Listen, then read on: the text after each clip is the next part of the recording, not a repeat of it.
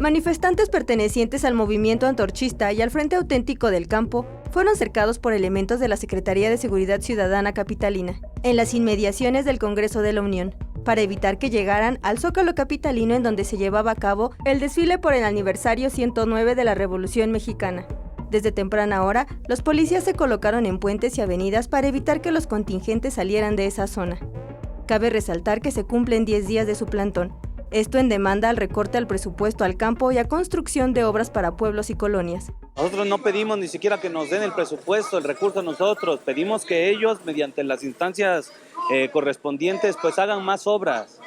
Necesitamos más apoyo al campo, caminos, más medicina, apoyo para la educación, la infraestructura educativa. Nuestros caminos están mal, nuestras comunidades necesitan más desarrollo. Los campesinos demandan la reasignación de 30,000 millones de pesos al campo. A la más vieja usanza priista se está cocinando un presupuesto donde privilegia a los grandes empresarios, que con ellos sí se está reuniendo, y está dejando en el olvido y haciéndolo igual que Salinas, una moneda de cambio para el campo mexicano, compañeros. A pesar del cerco policíaco que se implementó para evitar que los campesinos llegaran al Zócalo, un grupo de aproximadamente 100 personas lograron acercarse, y una comisión de 15 personas entablaron una mesa de diálogo con autoridades capitalinas.